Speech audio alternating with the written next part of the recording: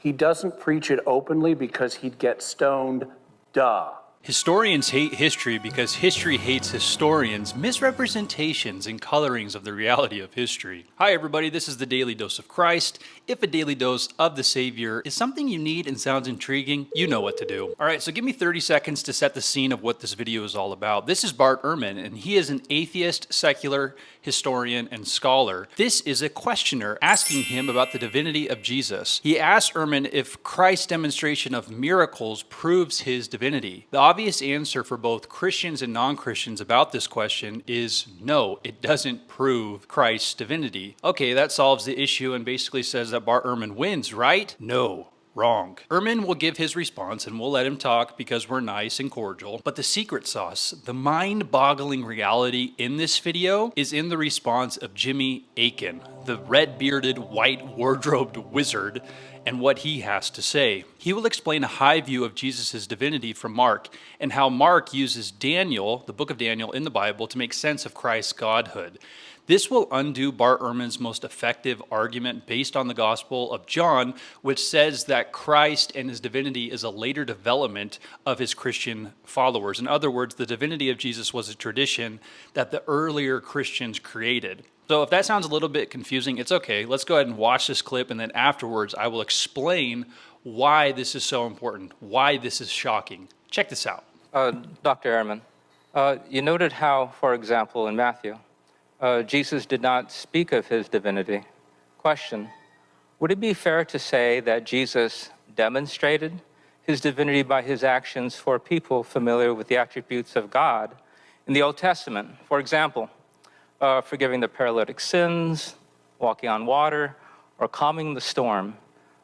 These events were mentioned in Matthew chapters 9 and 14. Yes, thank you. It's a very good question. Thank you. What I would say is that in the Bible, people who are empowered by God are given the ability to do these things. In the Old Testament, you have people who are doing all sorts of miracles that only God can do because God empowers them. In Jesus' time, forgiveness of sins was something that priests in the temple would do. When there was a sacrifice, the priest would pronounce a person's sins forgiven. So when Jesus pronounces sins forgiven, what he's doing is not claiming to be God. He's claiming to have the power of the priest, that now the Son of God can forgive sin. Something really interesting, just to pause it really quick. Notice how this atheist secular scholar, Bart Ehrman, doesn't deny the reality of miracles and God working through people. Very interesting. So I don't think that I think that Matthew does think that Jesus is a divine being. I think that he does understand Jesus as the Son of God. I think that's right. My point is that Jesus does not claim equality with God in any of these other Gospels or the sources, except our very last one. And you know, I've been influenced heavily by Raymond Brown, whose book on the community of the beloved disciple argues that this is a later development within Christianity where people started thinking of Jesus in more exalted terms because of things that were happening within their community. And I find that very convincing. In other words, the divinity of Jesus, as I mentioned in the intro, is really just a created tradition by those followers of Jesus after Jesus died, after there was kind of a time to kind of idealize him and make him this divine figure.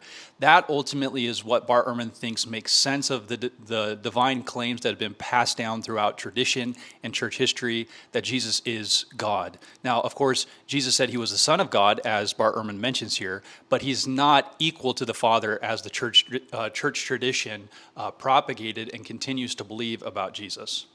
I think that Matthew certainly thinks Jesus could do miracles, but I don't think miracle working makes a person God. And I would agree, just because someone does miracles like walking on water doesn't mean that they're automatically God. I also recognize the distinction that Bart is making between the disciples believing that Jesus was God, which I think happened very early on, and Jesus himself claiming to be God. Mm-hmm. Where I would disagree is I think in the synoptics we actually do have indications that Jesus regarded himself as divine. He doesn't preach it openly because he'd get stoned, duh. And when he does mention it, even there indirectly in John, in public, they recognize what he's saying and they pick up stones to stone him. So yeah, he was on the down low about the I'm God thing. But he does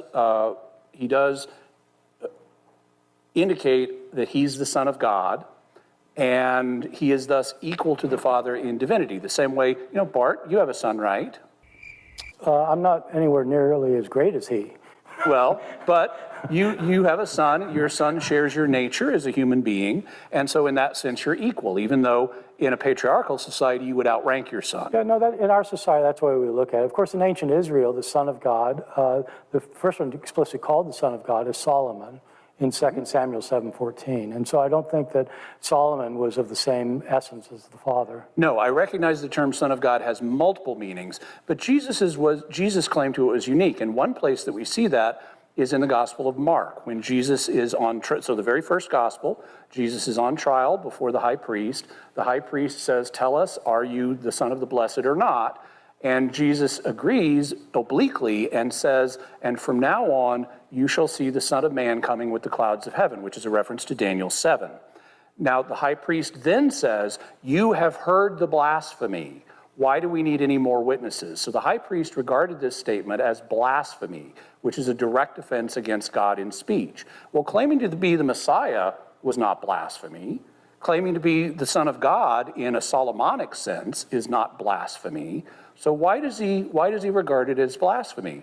It's because of the reference to Daniel about you shall see the Son of Man coming on the clouds of heaven to be enthroned with God. That's what's happening in that passage. And in Second Temple Judaism, which is when we are, there was a controversy about what is now in the scholarly community referred to as the two powers in heaven doctrine, where Jewish people had been looking at passages in the Old Testament that seem to imply, yeah, there's this Yahweh in heaven, but there's this other divine figure too, who's sometimes called the second Yahweh. And Daniel 7 was one of those passages.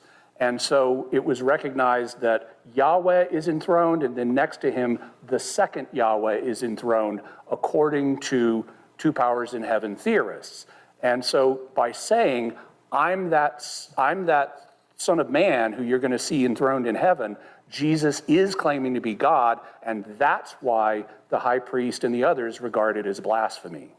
So basically, Jimmy is proving here that the Son of Man, in this specific sense, as connected to Daniel chapter 7, led to Jesus basically being seen as a blasphemer. The reality is that in this case, connected to Daniel chapter 7, Jesus referring to himself as the Son of Man in the earliest Gospel of Mark, this proves that in the earliest documents, the earliest Gospel writings, that there is direct connection to Jesus being treated as a blasphemer for making claims to his divinity. Now, if this is the case, this fundamentally undermines the position that Bart Ehrman makes all the time, and there's hundreds of thousands of people that have heard this argument and are persuaded by this argument.